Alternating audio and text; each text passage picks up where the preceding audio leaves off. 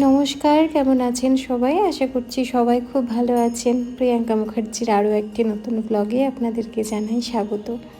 এই ব্লগটি শ্যুট করা হয়েছিল মঙ্গলবার, কিন্তু তারপরে আমার শরীরটা খুব খারাপ ছিল, যে কারণে এডিটিং এবং আপলোড কোনোটাই হয়নি। সকালবেলাতেই দুটো আম পোড়াতে দিলাম, আর তারপরেই খেয়ে নিচ্ছি সকালে একটু চা আর বিস্কিট। আম পোড়াতে দিলাম কারণ অনেক দিন ধরেই রাজদীপ বলছিল আম পোড়ার শরবত খাবে, কিন্তু যে সময়টাই গরম ছিল সেই সময়টাই এত ব্যস্ত থাকার কারণে আমও নিয়ে আসা হয়নি, আর নিয়ে আসা হয়েছে যখন তখন আর সময় হয়নি। তো এই আম পোড়াটা করে নেওয়ার পরে জলে ভেজাতে দিলাম, আর এইদিকে এলাম আমার গানের ঘরটাকে আজকে একটু ফ্লোর পেন্ট করব বলে। কালার তো হয়ে গেছে, কিন্তু এইখানকার ফ্লোরটা খুব বাজে লাগছে দেখতে, যে কারণে আমি নিজেই প্রচণ্ড উঠে পড়ে লেগেছিলাম যে এই ফ্লোরটাকে একটু সুন্দর করব বলে। আর সেই জন্য কিছু কিছু জিনিস একটু সরিয়ে নড়িয়ে এটাকে ভালোভাবে ঝাড় দিয়ে একটু পরিষ্কার করে নিলাম। সত্যি কথা বলতে আমার না এই কাজগুলো ভীষণ ভালো লাগে, নিজের ঘরটাকে সুন্দর করে দেখবো, গুছিয়ে রাখবো।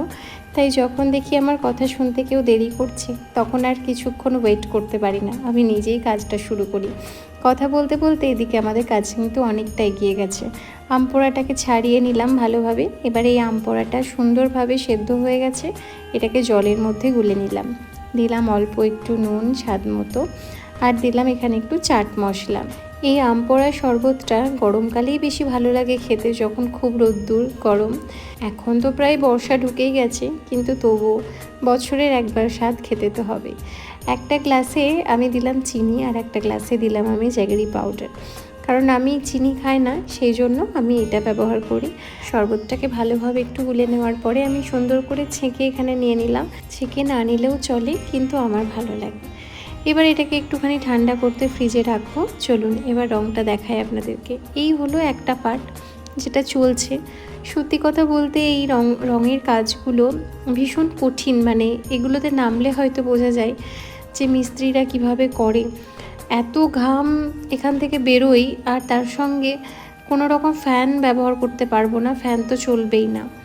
কথা বলতে বলতে এদিকে কিন্তু আমার কাজ হয়ে গেছে, আর সবটা তো ভিডিও করা সম্ভব হয় না, যেহেতু কাজের মধ্যে দুটো হাতই আটকে থাকে। এদিকে আমার সব কমপ্লিট হয়ে গেছে, আর এখন মোটামুটি ওই 1টা নাগাদ বাজে।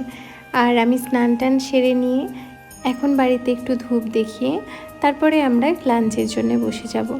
আজকের ভিডিও আপনাদের কেমন লাগলো অবশ্যই জানাবেন, ভালো লাগলে একটা লাইক কমেন্ট করবেন, আর অবশ্যই পাশে থাকবেন। আপনাদের সঙ্গে দেখা হবে আরও একটি সুন্দর ব্লগে। সবাই ভালো থাকবেন, সুস্থ থাকবেন।